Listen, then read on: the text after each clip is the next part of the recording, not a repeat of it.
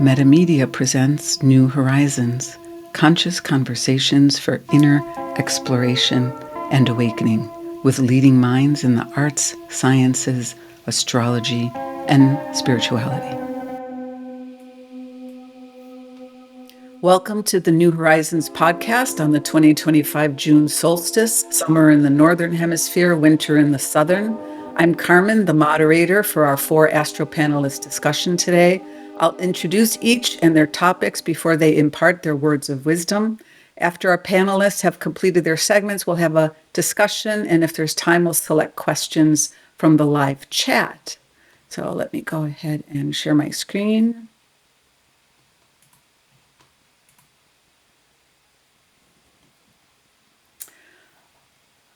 Our first astro panelist is Cayelin Castell, the co-founder of Venus Alchemy, My Star Alchemy, and the former Shamanic Astrology Mystery School.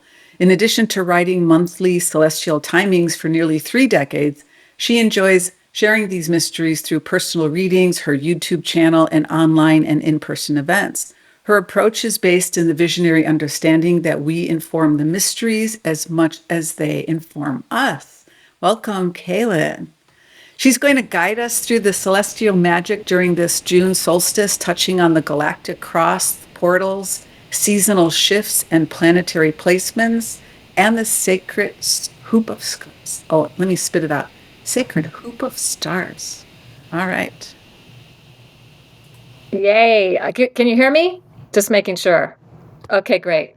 Awesome. All right. I am so excited to share this with you because the June solstice has been happening in this part of the sky for a while. And I'll go into more detail around that, but it's at where the sun is rising at the cross. So you see the blue line is the plane of our galaxy, and the green line is the plane of our solar system, also known as the ecliptic, the path that the planets follow.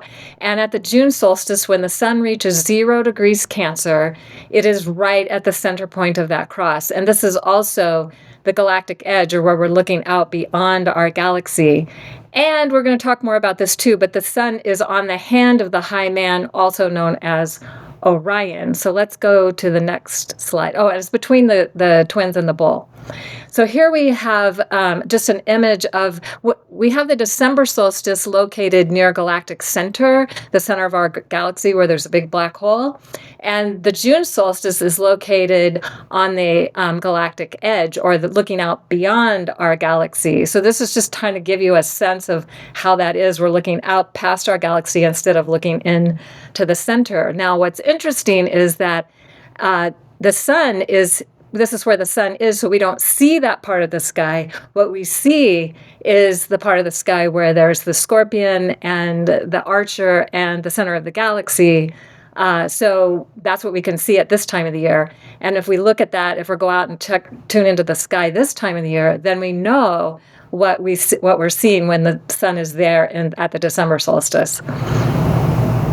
Also, just another quick thing is that the galactic poles, the North Galactic Pole is where the September equinox sun is now rising, and the South Galactic Pole is where the March equinox sun is now rising. So it's pretty amazing that we have the equinoxes aligned with this, because it's not always the case.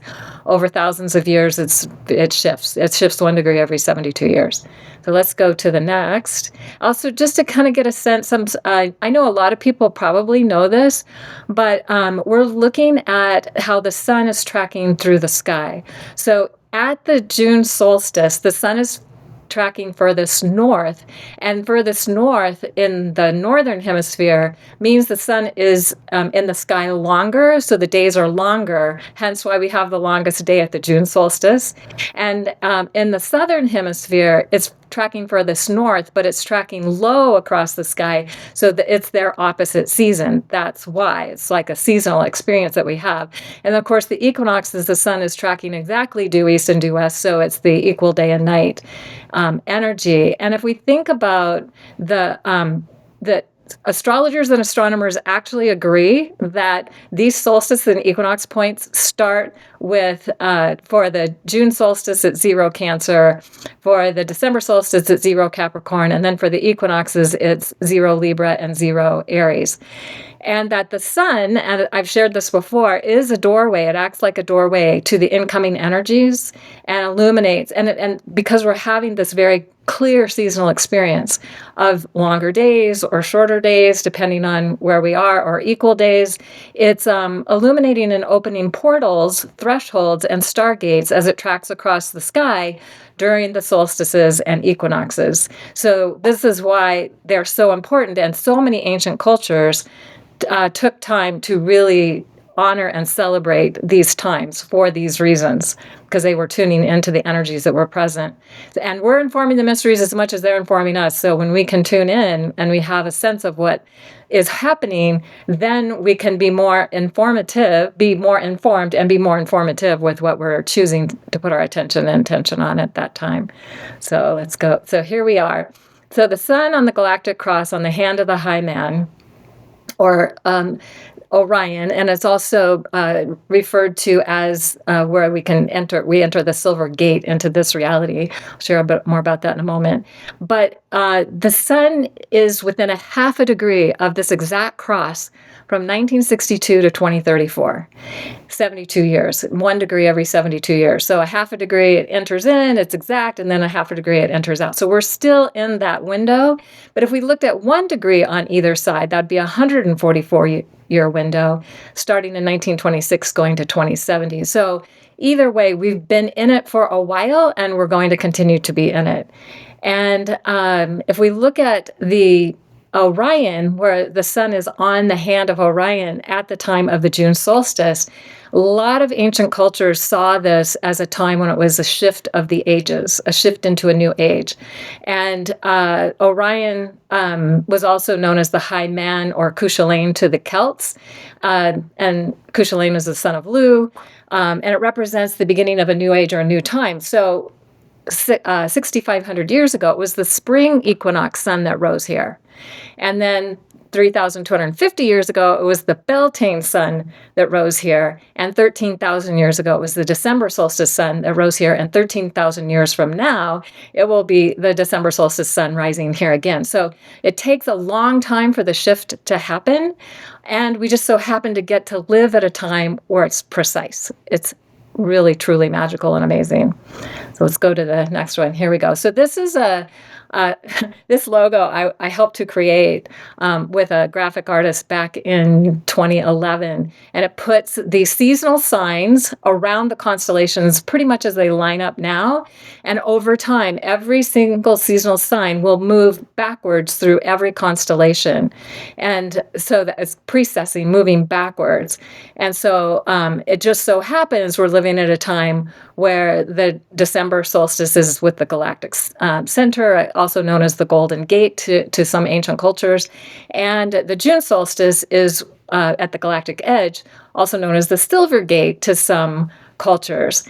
And if we think about the sun having the ability to calibrate our frequency to the higher frequencies available as we are shifting seasons, then this is another reason why it's so important to tune into this time. Now, Orion was seen as the key to the Silver Gate, where souls enter this cosmic portal and embark on a journey through the unknown, seeking greater self-discovery. And in ancient traditions, the Silver and Golden Gate represented a pathway for souls to travel. So many saw it as the Silver Gate as the entrance point and the Golden Gate as the exit point near the galactic center, but not every culture did. So I think it's important for us to tune in and feel into what is really true for us and how we feel into these energies, what's happening.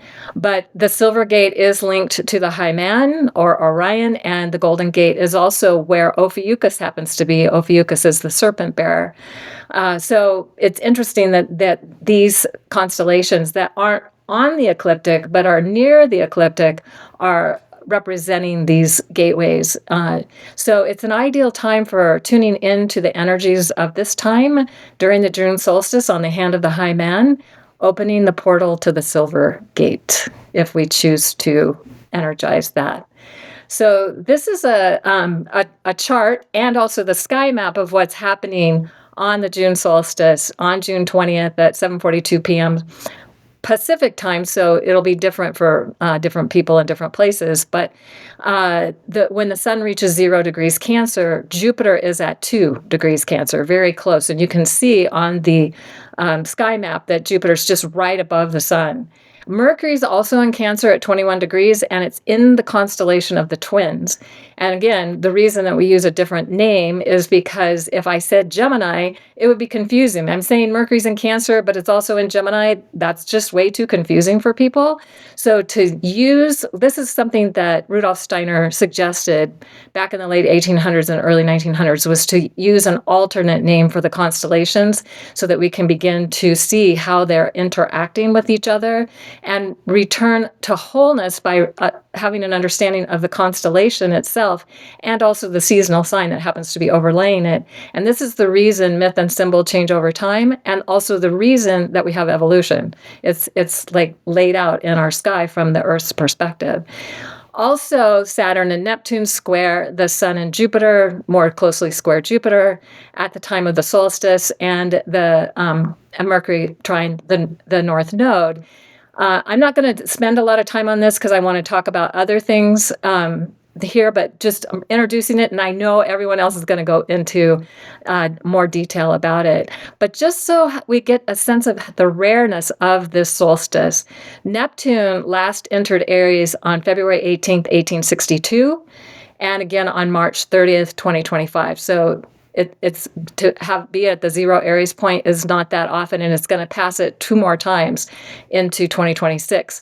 Saturn last entered Aries on April 7th, 1996, and again on May 24th, 2025, and it will also pass that 0 point 2 more times, and that's the equinox point. The 0 Aries point is the equinox point, so super significant that it's also square the Cancer solar solstice, sun, at the time of the solstice, and Jupiter is there as well. And so another thing for you to know is that we're going to talk about the sacred hoop in a moment, but Uranus inserts Gemini on July 7th, 2025. The last time was May 14th, 1942. So it's about every 83 years or so that Uranus will, and it's right with the Pleiades. So if we go to the next, I think it's the next one. Yeah, we can see a little bit more about what's going on. So the sacred hoop of stars, as described by the Lakota and other native tribes, but basically the Lakota star knowledge really focused on the sacred hoop. This doesn't exactly look like a hoop. At the time that I created this, I couldn't make it a circle, so it looks more like a shield.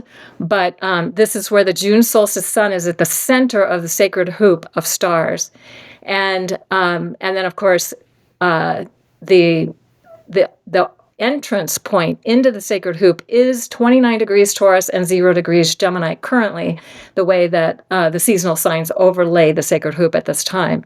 And then the exit point is around Castor and Pollux that are at 23 degrees Cancer, and Procyon or Procyon at 25 degrees Cancer. So what's really spectacular is that the sun is right on the cross at the June solstice.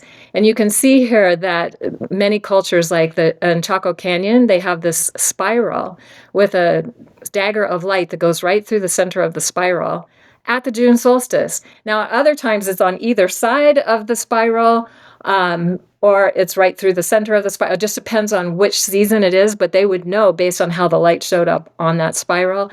And then, of course, you can see that the Stonehenge has the sun at the June solstice rises right between the stones. So there's many, many ancient sites that were tracking the solstices and equinoxes in their own unique way. So this is this is a little bit more looking like a hoop, the sky, the sacred hoop in the sky. And every June solstice has been located in the sacred hoop. It entered the sacred hoop 1,800 years ago, around 198 AD or current era. And so it's been traveling 1 degree back to the center of the sacred hoop since that time. And then it entered the 1 degree point in 1926 and is within the 1 degree point until 2070. And so, and then it will continue to stay inside the sacred hoop until 4158, when it aligns with the Pleiades and exits the sacred hoop. So we've got this happening for like thousands of years. It's a long time that that the June solstice sun travels through the sacred hoop of stars. And so the Lakota and other native tribes felt it was auspicious and worth noting when any visible planets were passing through the sacred hoop. Jupiter and Mercury are in the hoop at the time of this solstice, as Jupiter's within 2 degrees of the sun, and then Mercury's within 22 degrees of the sun at the time of this solstice. And then Uranus has just entered the sacred hoop at the zero, it's 29 degrees Taurus, 0 Aries point, aligned with the Pleiades, and that's the entrance point into the sacred hoop.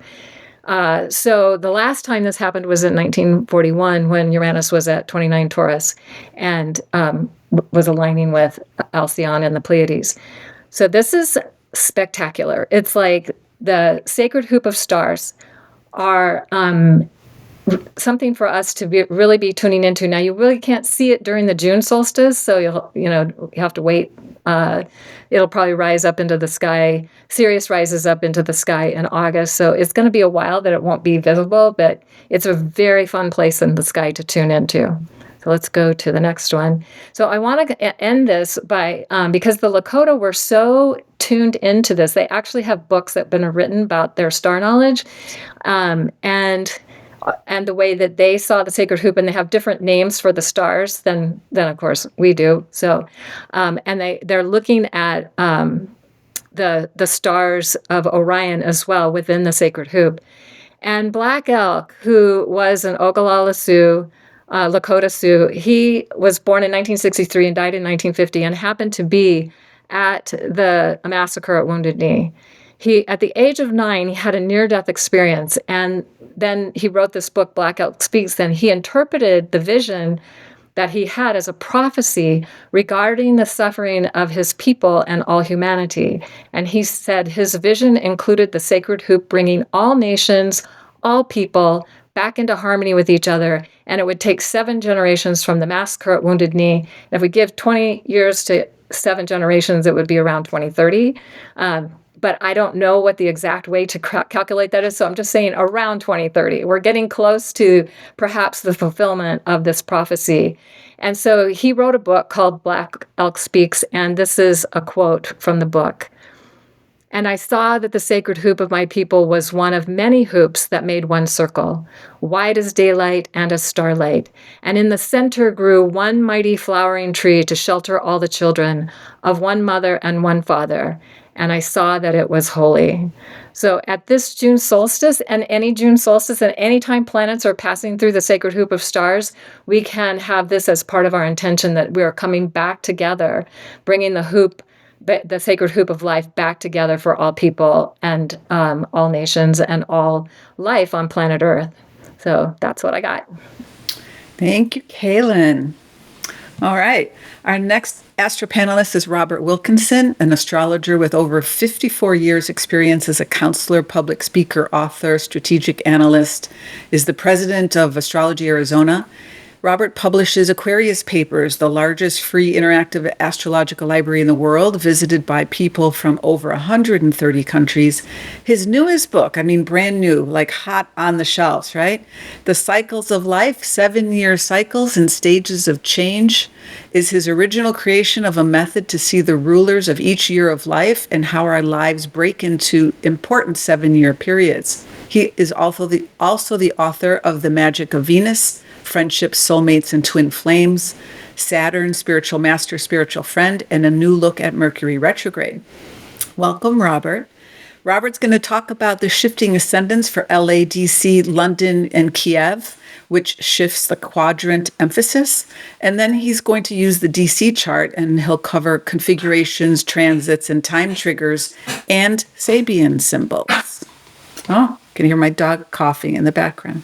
Here we go.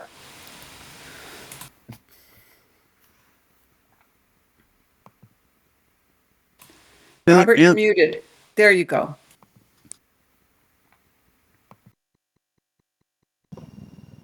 Thanks, guys.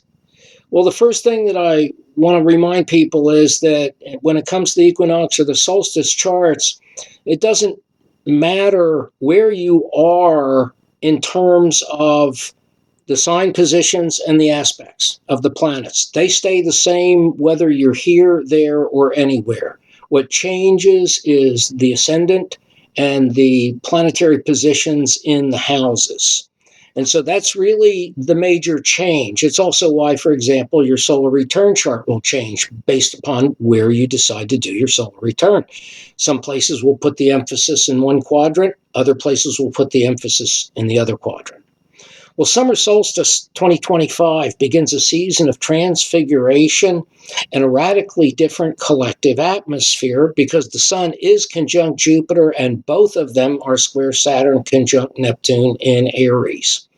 So the coming 13 weeks demand positivity, aligning values with ambitions, clarity about our place in the bigger events going on around us, and leaving lesser things behind while accepting greater potentials. Now, the spring chart, that had Mercury and Venus retrograde in Aries, and that's why we've seen 13 weeks of rewinds, rethinkings, reviews, reversals, things being stalled out, things being undone, redone, undone, redone. And all of those Aries retrogrades from the spring have prepared us for this summer. And I see that this summer is a dress rehearsal for 2026. This is where we get to see the appearance of new avatars, new leaders, new ideas, and new initiatives. And the waxing square from Cancer shows it will definitely be a season of direct action. With so many planets in Taurus and Cancer, you can see we just have tons of planets in Taurus and Cancer, we'll be securing conditions. But at the same time, we're kind of getting a rerun of understanding that old approaches won't solve the problems or get things accomplished. So forget the old answers, forget the old approaches. It's simply not going to work. And that was a big theme a couple of years ago when Jupiter was in Taurus because it went retrograde where Venus is. So it's Venus here kind of brings the past into the present. Now, the summer is a radical turning point in world affairs involving both friction and productivity with invisible help when human efforts seem to fail. So some of the key factors in this chart, you'll note the moon is at 1 Taurus. It's in a third quarter phase in a bold Jones pattern. Now, the third quarter moon is a future-oriented phase of group building and using universal principles to solve practical problems. And the bold pattern shows for the next 90 days, it's going to sprout a lot of transformative Aquarian seeds because of Pluto leading the bowl. But there's also going to be a need for productive adjustments because of Mars closing the bowl. Saturn, Neptune, both sextile Pluto. All three are quincunx Mars at 3 Virgo. That forms a very powerful configuration called a yacht, or a finger of God, which basically squeezes out all which hinders the effective service of Mars in Virgo, because Mars is the nozzle directing the focus of the energy. Now, interestingly, another yacht is created by Mars sextile Sun and Jupiter with Pluto as the nozzle or the focus. And these interlocking yachts show a lot of expansion through sacrifice energy, forcing major adjustments to further productivity. Interestingly, Sun, Mars, and Jupiter are all personal social planets, and they have to express through the transpersonal Pluto. But the other yod, the spiritual heavyweights, Saturn, Neptune, and Pluto, are all outer planets, and they have to focus through the personal social Mars. So we're kind of getting this spiritual expressing through the personal social, and the personal social expressing itself through the transformational possibilities of Pluto. So let's see how the planets shift by location. In Los Angeles, 26 Sag is on the ascendant. heavy emphasis of 7 planets west. The Cancer, Virgo, Aquarius yod points to the second house. The Aries, Aquarius, Virgo yod points to the cusp of the 8th and 9th houses. 4 planets above and 6 below shows the emphasis is mainly in the hemisphere of others below the surface. Now we go to the Washington, D.C. chart, and we see that 5 Aquarius is rising with Pluto rising. So lots of below the surface activity. 8 planets are below the surface for the Washington, D.C. chart. There's a balance between east and west of 5 each. So that's pretty good between taking care of self and taking care of others, or dealing with others. The yods point to the Pluto on the ascendant and the 7th house Mars. This shows a heavily transformative season for the U.S. government, and the ascendant Sabian symbol shows more reliance on precedents and a lot of the past being discarded. So if you see that West Coast has late Sagittarius rising, East Coast has early Aquarius rising, that means the entire United States has between late Sag and early Aquarius rising. We see, for example, that Seattle has 13 Sag, LA's 26. It moves into one Capricorn rising at Phoenix and Grand Junction, Colorado. And then it stays in Capricorn all the way to Pittsburgh and Atlanta. And then finally at Tallahassee, we have 2 Aquarius rising. So west of the line, from Phoenix up to western Colorado, west of that all has late Sag rising, and Jupiter rules that part of the United States. East of that line has Capricorn or Aquarius rising. So Saturn is the ruler there. You can see that there's, because of that square, it shows that maybe the West Coast has a completely different agenda than the rest of the country, and that seems to be in the news right now anyway. London has 13 Gemini rising. 8 planets are east, 6 above, 4 below. So you can see that we're already moving the emphasis from below the horizon to above the horizon, and from west to east. That ascendant degree shows England's really going to put on the show. It's not the right degree. It's actually 13 Gemini rising. So I must have sent you a chart because it wasn't done for GMT instead of British Standard Time or British Summer Time. So London, it's actually an hour before then. It has 13 degrees of Gemini rising. England is going to be putting on the show with 13 Gemini rising.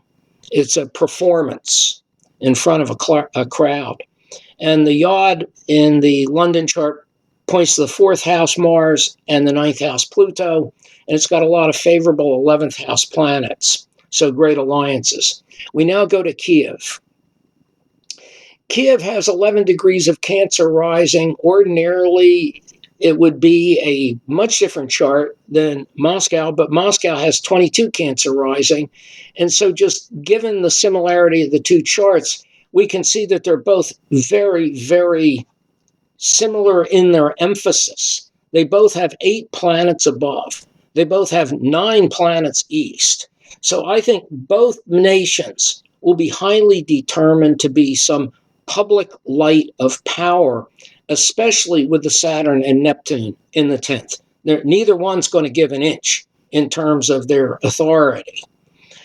So to cut to the chase, Europe, Africa, Asia, and Oz all have planets mainly above the horizon, while the Americas mainly have planets below the horizon.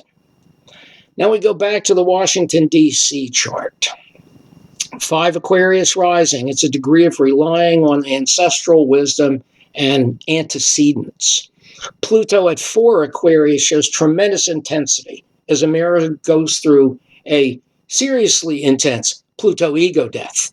That's how I see that. It's like the entire United States is going through an ego death, a purification, an intensification, and it's ruled by Saturn. Saturn's on a degree of finding objectivity through humor.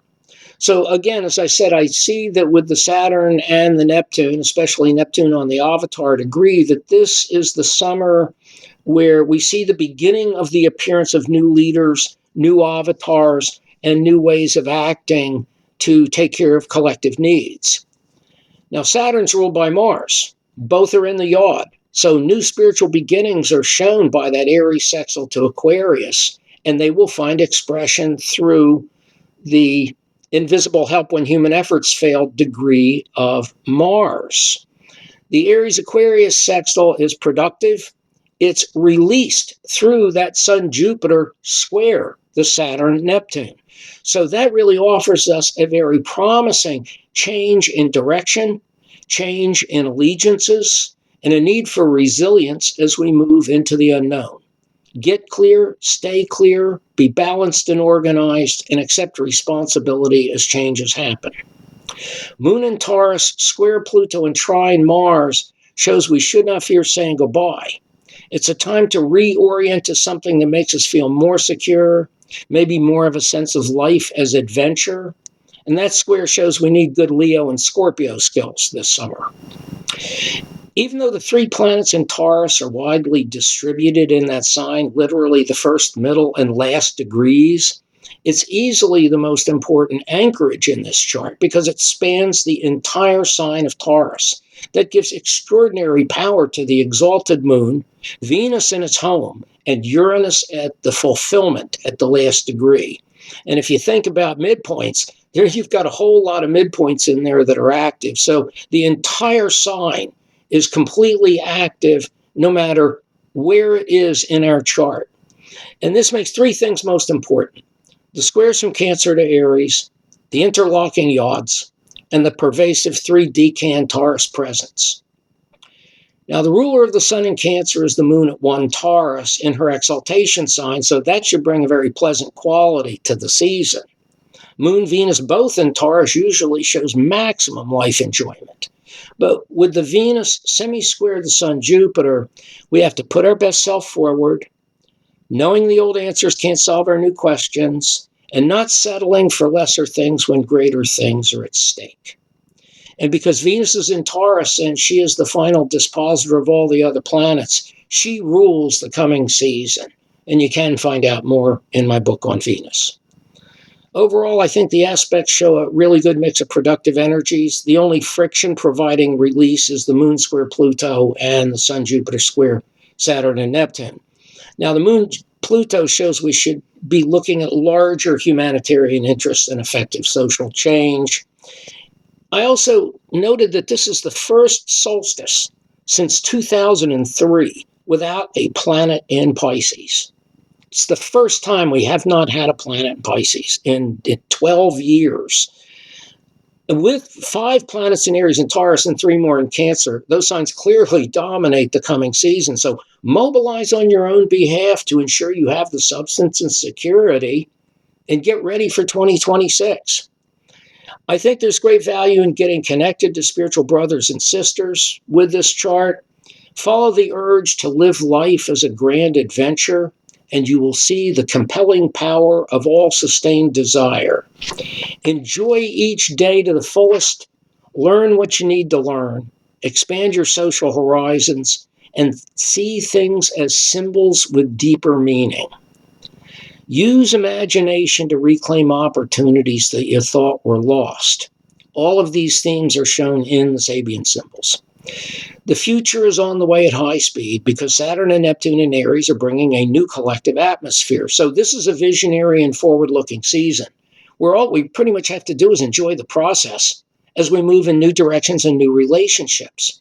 And see, all of this is going to become a lot clearer with explosions of new ideas and perspectives and understandings when Uranus enters Gemini in July, and that's going to create the first experience of that 3-note chord of the spiritual triad in Aquarius, Aries, and Gemini.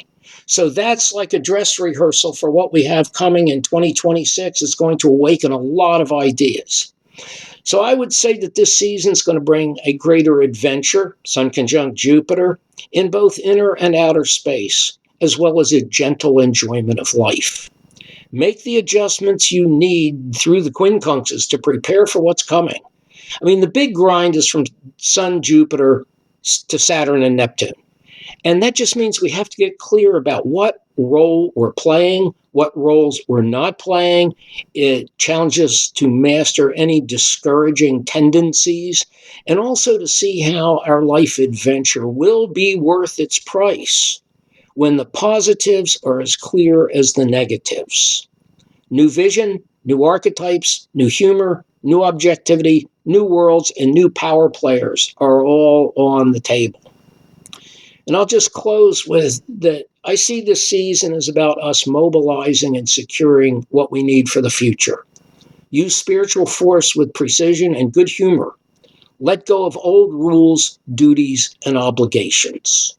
It's time to gather what we need to enjoy the new adventure at our doorstep. Trust your deep spiritual relationships with self, with others, and source. We're all in this together, and each of us who has walked the walk now has wisdom at our disposal, which constitutes our mandate for the future. Things are definitely on the move. Thank you, Robert. Okay. Our next astro panelist is Eric Meyers, a counseling astrologer, author, and teacher. He's developed his astrological methodology for the past 25 years using a progressive Aquarian approach that integrates modern science, psychology, and universal spiritual principles. Eric has authored 7 astrology books, among them Uranus, The Constant of Change, Elements, and Evolution, The Astrology of Awakening, and The Spiritual Dimension of the Beatles. Welcome, Eric. Eric's topics today are the Sun-Jupiter conjunction in Cancer, Saturn-Neptune conjunction in Aries, which is square the Sun-Jupiter conjunction, and the Chiron-Moon conjunction in Aries and Taurus that's square Pluto. Okay, take it away. Great. Thank you so much, Carmen. Can you hear me okay? Okay, because I knew the volume was softer before. Okay, so I appreciated hearing Cayelin with the really broad, perspective on a cosmic level. And then Robert is talking about how the chart is different in different locations on the globe. You got to cast a chart somewhere. So this is also cast for Washington, D.C., what I'm presenting on. But I want to narrow the focus a little bit more to the individual and what is the spiritual work for the individual with this chart. So I'm not going to focus too much on houses because, as Robert talked about, the solstice chart is different anywhere you live. So there's not a consistency with all the people that might be listening. But there are the themes that are universal that this chart conveys, and I want to talk about what those are. So having an evolutionary perspective, which basically means growth, development, there's a trajectory towards more awakening or more maturation or what you want to call it. And in my view, it is the moon that oftentimes keeps us tethered to earlier stages of development for security, for attachments, for familiarity. And it is my view that the moon, in any condition, in any chart, is in a process of development, and it points to some of the issues that might be part of that. So a Taurus moon oftentimes can be complacent, wanting the status quo, fixed earth. If it ain't broke, don't fix it, is what a Taurus might say. And having stability, having things be more or less renewed at a certain level because it's comfortable, it's familiar, and it's not broken. So I believe that Taurus moon can oftentimes correlate with complacency. And Chiron in Aries is also conjunct the Taurus moon. And, well, I've got Chiron in Aries myself, and I've been at the Chiron return these last couple of years. And I will share with you my understanding of this is, and I'm not proud of it necessarily, but Chiron in Aries can oftentimes correlate with chickening out, basically. The inability to be the warrior, the inability to be courageous or much more assertive. and then put that together with the Taurus moon, there is, it's not my problem. I don't need to do something dramatic about our collective evolution. It's bigger than me. And so I'm just going to kind of stay with what is secure for my own self-interest. So here's Pluto in Aquarius square the moon. And this is saying, wait a second, we all are enrolled in our collective evolution. That we're all in this together. And as Gandhi said, we have to be the change we wish to see. If it's not going to be individuals that are going to rise up and be more progressive and initiate necessary changes in the world, who is? All of us need to play a part. So there's the friction of the square of Pluto and Aquarius square this Taurus moon.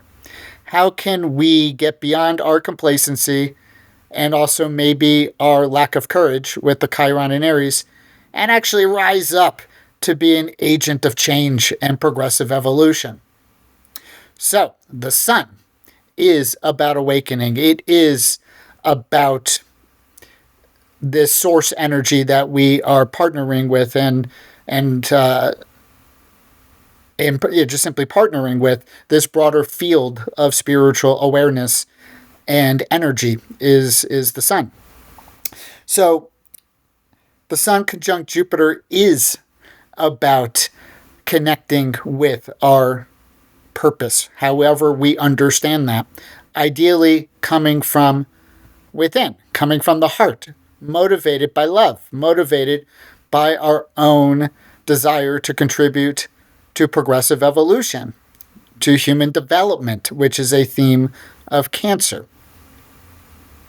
So here we have Saturn conjunct Neptune, which is square the sun. And again, the square, an aspect of friction, an evolutionary necessity. So more or less, we can simplify Saturn-Neptune as ideally bringing a vision, Neptune, down to Earth, bringing the proverbial metaphorical heaven to Earth, the creation of a new, more spiritual, more informed, more inspired Neptune existence from our connectedness to beyond, to our soul, to spirit, however you want to conceptualize it, wherever we get that intuition from. So how are we going to ground that is Saturn in new ways. Aries, also the Aries, Saturn and Aries, challenging us to become those warriors that we might be afraid to be. That is the challenge. And so, to me, this really is a cosmic, not kick in the pants necessarily, but invitation for us to get over our complacency, to put our resistances aside, to really act in ways that are productive, which brings us to Mars in Virgo, which is to act productively. And that Mars in Virgo, as been pointed out, is making a yod to the Pluto in Aquarius and the Saturn-Neptune in early Aries.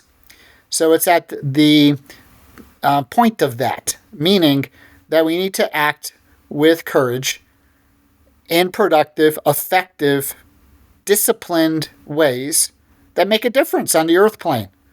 And that does connect with these outer planets, as been pointed out.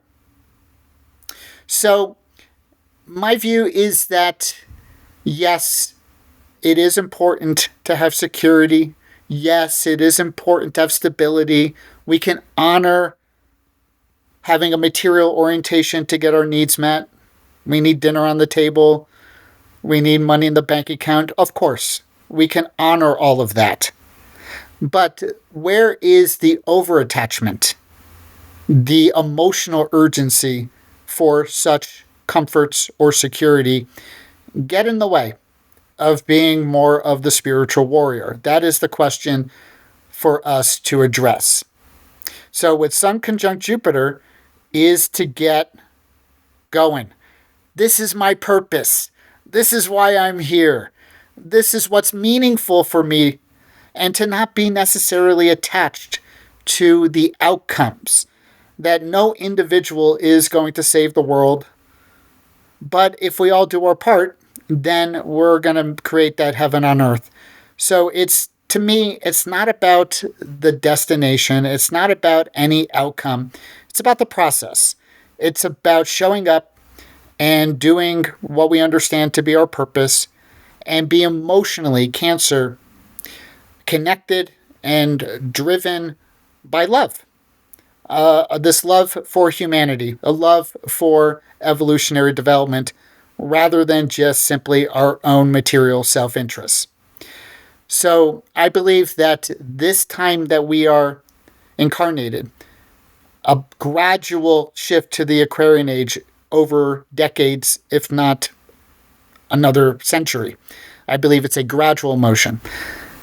This is one of the steps around getting there, because Aquarius is not about self-interest.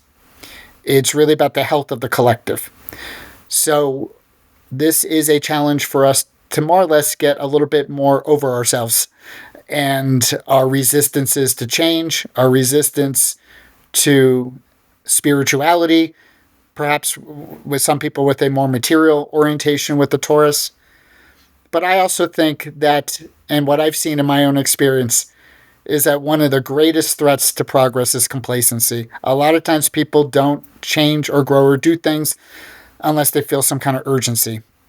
And so that really is what's going on here. The American dream, or the Western dream, is built on this vision of being comfort, of having money and security, and everything will be fine, and you can sit by the pool and sip your margarita. That's not going to bring a Renaissance time metaphysically. And so this is the challenge for us. So again, I'm not putting it down. There's nothing wrong with having security and money. It's just where that might get in the way of being the spiritual warrior, I believe, is part of the spiritual lesson going on here. So what is our value system? Jupiter. What do we prioritize? What is meaningful? This is the question of Sun Jupiter, is to look at our value system, look at our governing life philosophy, to take an examination of what really matters. So there's Pluto in Aquarius, and in the capital of the U.S., it is right on the ascendant, and an Aquarius rising. And this is all about the transformation of consciousness, Pluto, towards things that are about change, things that are about the future, things that are about metaphysics, even astrology, and how are we going to collectively come together in more Aquarian ways? Or not? Or are we going to say, screw all that, I just like to have my chocolate cake? So there's more to the chart, and I want to hear what other people have to say too. But that's kind of my sense of what the spiritual challenge is for each of us, is are we going to be the change that we wish to see, as Gandhi might say. Thank you, Eric. All right. Next up is Ray Couture, an astrological counselor and life coach for over 50 years, who's presented numerous workshops and lectures. He created a film company, Metamedia, to produce the only existing record of a lecture by Dane Rudhyar, his teacher mentor. Ray produces a monthly astrological report called Astrological Perspectives and this New Horizons podcast, which is available on YouTube, Apple, Spotify, wherever you get your podcasts. Hey, Ray, welcome. Ray's going to compare the geocentric and heliocentric charts for the 2025 June solstice. He'll also talk about the yods linking Pluto and Mars at the apex of the configuration, and Dane Rudhyar's Sabian symbol interpretation. Okay. Thank you, Carmen. Thank you, Robert, Cayelin, Eric. All the things that you have all brought up are reflected in this, what I have to say about it. It's all there. Comparing the two charts, the difference is one is based upon the geocentric point of view, which is the Earth is the third planet out from the sun, which produces this experience of retrogradation, which is a real experience, even though it's not a real fact. And the heliocentric chart is perspective here of what you might want to call the divine perspective, or the spiritual perspective, or, if you will, God. Some kind of view of the deeper, highest, most spiritual, most high perspective. And I use it that way because I know that the cosmos, according to cosmology, modern cosmology, seems to be conscious. The solar system seems to be part of that consciousness. So when we look at an astrological chart, what I think we need to do is consider the concept of Maya. When we consider Maya, most often I have found people think of it as the outside out there. That's an illusion. I think what the illusion is that it's outside.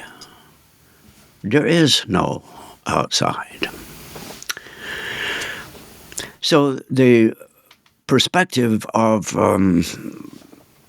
the solar system is something that exists within what you are, within who you are, however small or large you want to identify this who-ness.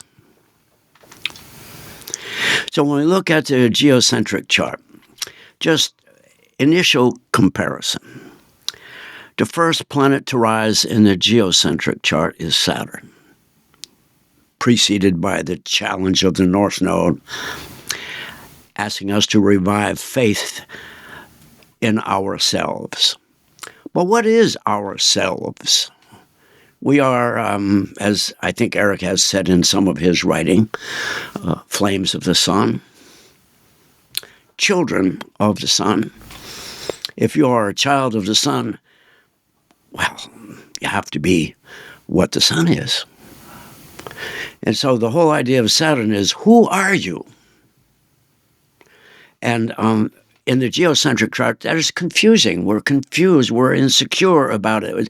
We've got to be somebody new, somebody essentially different, because the last planet to rise is Pluto in Aquarius, which says it's completely different. The totality and intensity of the past is up for grabs in terms of our thinking. That square that has been discussed between Pluto and the moon is people, the feeling, all of us. The reality is finding what has to be called God. Now, God, according to Deepak Chopra, is you. The only God that exists is you. And the you that is you is the cosmos. So all of that is within what you are. So all of these struggles and activities and meanings are not exterior to us in any way. The difficulties in D.C. or Moscow or Kiev are right there in your heart. Your heart has more neurons than your brain. Your heart feels things in a way that causes change in the rhythm of the cosmos, your heart. A certain characteristic. But the difference between the two is really pointed out when you see that the Venus in the DC chart is in the middle part of Taurus, the Virgo part, Virgo decan. So it indicates that the mentality of this square has to produce some sort of improvement in how we value ourselves. And that is, in the heliocentric chart, Venus in Aquarius, in the Libra part of Aquarius, the Libra decan is saying, all of our values have to change. They are in the process of change, and they have to be completely changed. When you compare them, these ideas, this perspective seems to portray that on the heliocentric is God is trying to work through us to do something. But we are involved because we have with difficulty in this way, because we are dealing with the changing perspective of the moon's reflection of this spiritual godlike dimension. So we tend to personalize this idea of I'm going to be spiritual, I'm going to be this way, or I'm going to be that, when in fact there is literally no I. There is no separate being from the cosmos. And then in the geocentric chart, the Mercury in the Pisces decan of Cancer, whereas in the heliocentric chart, that same Mercury from the spiritual, deeper, divine perspective is conjunct in Mars in Libra, saying we have to act in a way that communicates these new values, because the ones we're using are limiting us, keeping us away from any real kind of growth.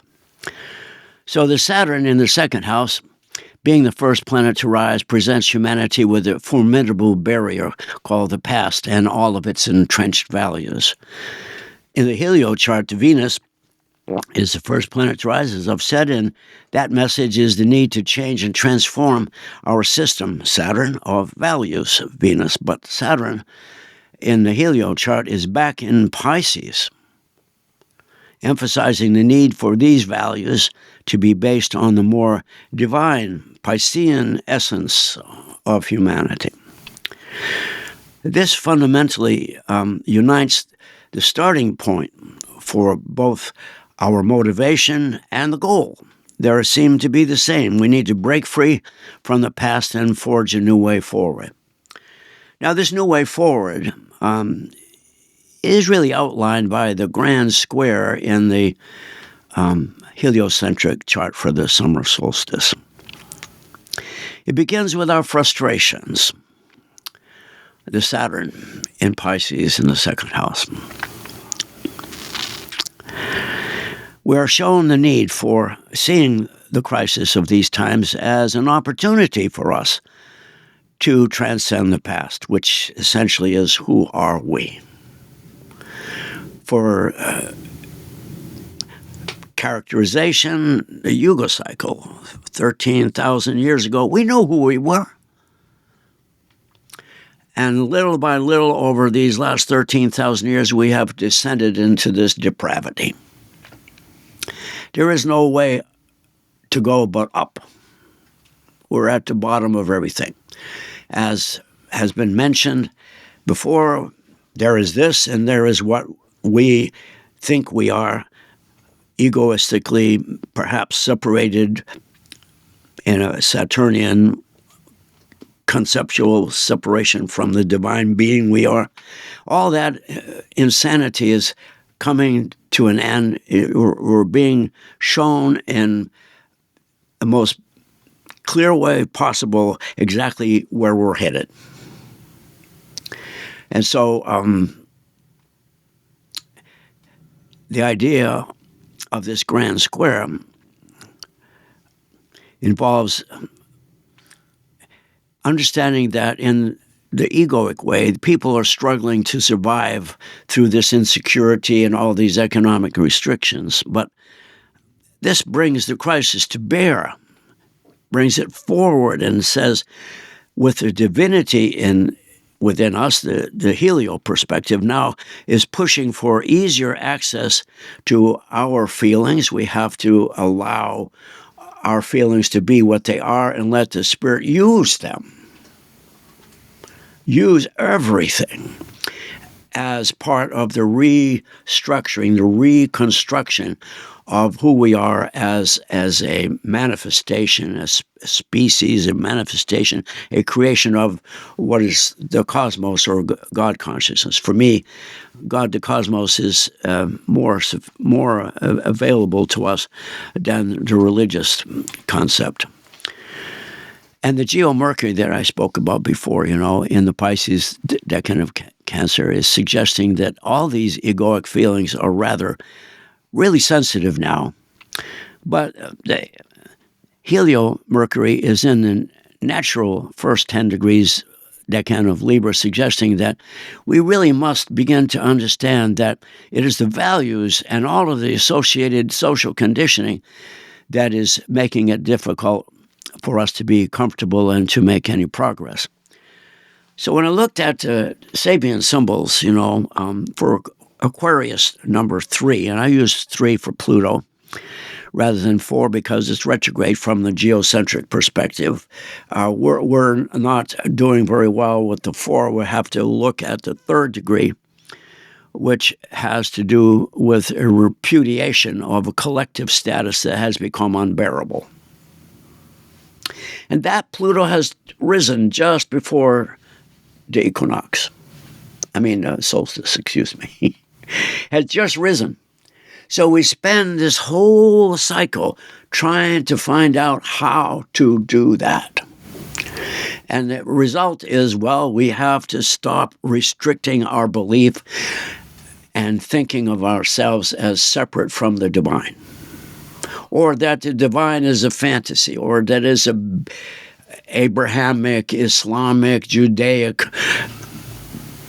punisher for all the evil things that we do. We do nothing evil. We're just ignorant. We're separated by the patriarchy, Saturn, into the divine and the subservient to the divine instead of the bright sun and consciousness that we are. So strictly in the geo, chart, the idea of the finger of God on Pluto, preceded by the finger of God on Mars. The Mars is in the upper half of objective relation. The cusp of that is in Leo, talking about the validity of the values that we express. And the Mars in there is saying, if we meet the challenge, the North Node and Saturn basically, or actually Saturn there, Saturn is in a situation holding our Mars, our ambition, our capacities back. So we have to improve our ability to serve the need for us to let go of all of these restrictions. So I think I'll have to leave it at that point.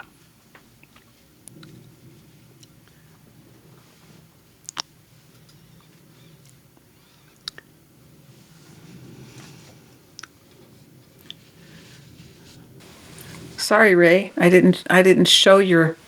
It's all right. They were both up there. They were. Okay. See, the odds really are pointing out how important it is for us to revive and heal ourselves. And the real wound is that we are damned. And God is everywhere except here.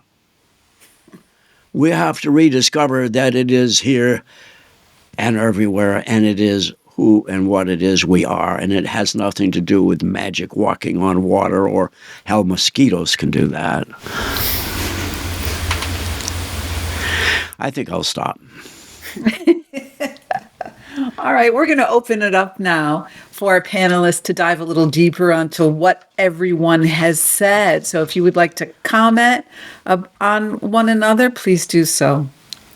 Yeah, I just want to pick up on what Ray said with this growing, widespread collective, feeling that we are at a crisis point, that things are not okay. We have to do something. And that really is, picking up what I was saying with Pluto and Aquarius square the moon, and also Neptune conjunct Saturn.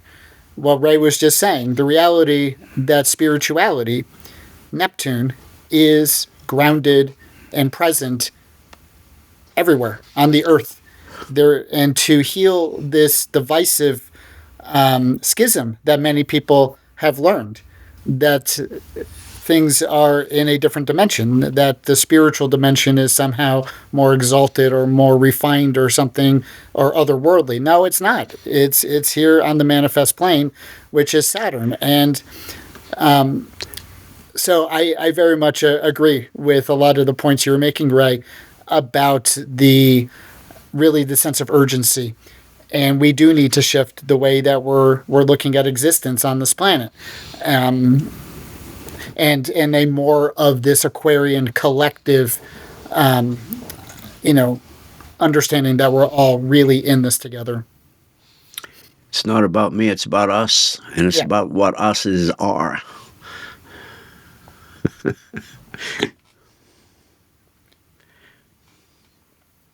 I was really looking deeply into what Cayelin was saying about bringing things back together and the use of the word informed. Intellectually, it means information, the state of knowledge. But inform means there's a form within us that needs to be coming through, so that is the only way the world can change. So I like that. Looking at Cayelin, just because you're mentioning Cayelin, the slide that you had with the sun's trajectory as it arcs, I had watched a podcast the other day where they said the sun at the summer solstice is at its highest in the northern hemisphere, and as it begins to descend, it's starting to bring the information down to Earth, which I thought was a wonderful way of looking at that. Yeah, that's what I meant, yeah. I love that. Thank you for saying that. And I just want to say that inform, yes, because we are informed. And so we're being informed. And we are also informing because it's a relationship. And because we are also the embodiment of the mysteries, they are living through us. So we are the living expression of what's possible. And if we keep that in mind, then we can realize that it's our job to show up and be the best we can be, and to do that with each other. I love what everybody's been saying about that. And that I'm just going to offer something on ego that I learned somewhat recently, and it really inspired me, because ego is not bad. It's insecure ego that gets us in trouble. And if we have a secure ego, then we're good. Then we're not like needing something, grasping and trying to get something from outside of ourselves. We have it, we know it, we're connected with it, and we feel secure within ourselves, because ego is a part of what it means to be embodied. And then, but it's the insecure ego that causes all the problems. And so I like that, because I look at things where I start to feel insecure, or I start to feel uncomfortable or uncertain, and then I look at how can I bring that back within myself, and maybe come to a more stable, secure place within. And so if we were all doing that, what a different world we'd be living in. Yeah, I just want to pick up on that point, because it's something I run into all the time and see people, in my perception, talking about ego from a ill-informed paradigm, which is that it's negative, or you need to kill your ego, or something like that. People say this language all the time. And, I encourage people to look at the sense of ego just like we look at our body. It's important. It's necessary. It structures things. It's not in any way a problem. It's the misuse of it. It's the over-attachment to it. It is clinging to it at the exclusion of other things. So misuse of ego is the issue, not ego itself. And that is a nuance and a distinction that many people don't seem to be able to grasp. And then they just look at ego as negative and the problem to spirituality, but it's actually the critical, necessary vessel for spirituality, just like the body is. But if you're only attached to your body, and if you only think that the material realm is real, then that's the problem. That's the misuse of it. So I wanted to make that distinction and just build on what you were saying, because I see it all the time. Could I build on that a little bit as well, Cayelin? Yeah. What I've discovered in practice is that during the first 28-year cycle, the first 7 years, the egoic identity is formed. But between 28 and 35, the possibility exists for us to look at this ego and change what we understand it to be. It is no longer who we are, it is information from the culture about what it needs from us. So don't kill it. Do what it asks you to do at that level. Because that's the divine spirit trying to get you lined up to do the thing. It's not going to ask somebody who can't speak English to do a dissertation on any of. Do you understand what I mean? It's going to allow you to do what you can, rather than what the culture wanted, what the culture was missing, and what we put through the ego is what is missing. And so if we can't put in what is missing, there's no point in our being here. And the ego is extremely important in that sense. But it's also a sensitive thing that needs to be really enlightened enough to know that, okay, I'm behind stage now. I'll have a chance to get out. I better get my act together and so forth.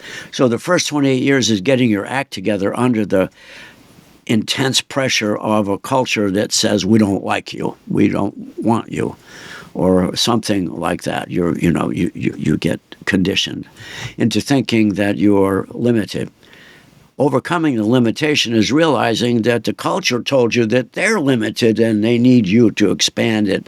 And this works out in individual charts in so many different ways, but it adds up to the same thing.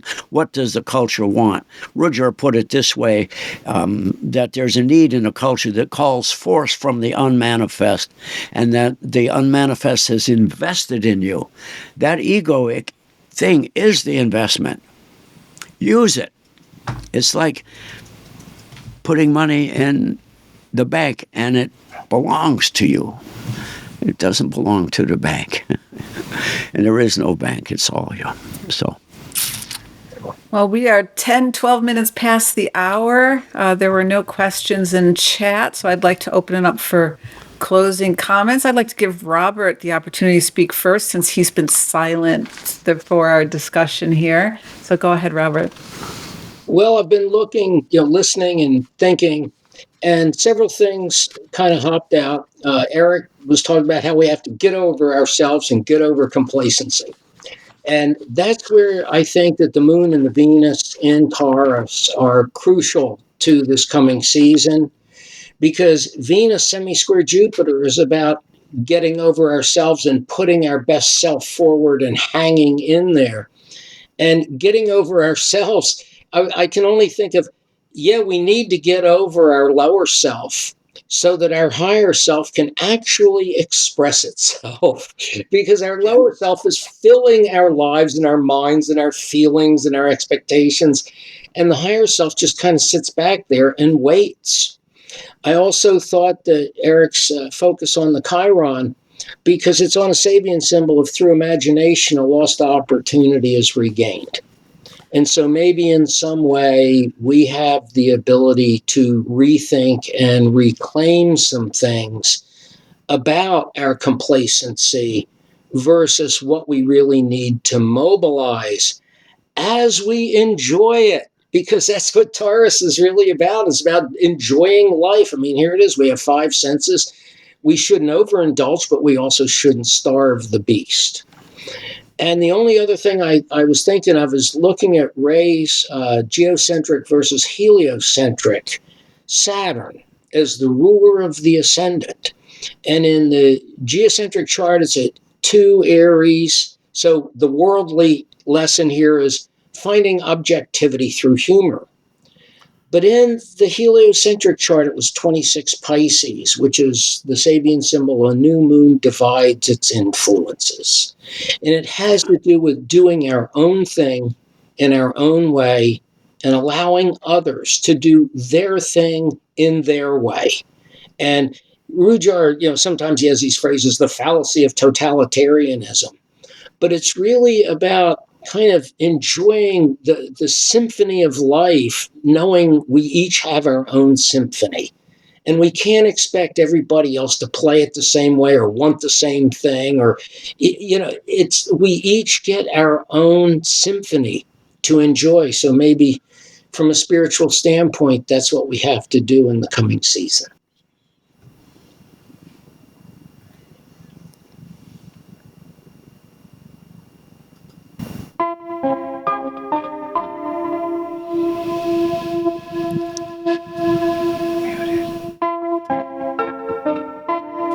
I'd like to thank each of the panelists, Cayelin, Robert, Eric, and Ray, for sharing your astrological insights, and to you, our audience, for taking the time to join us.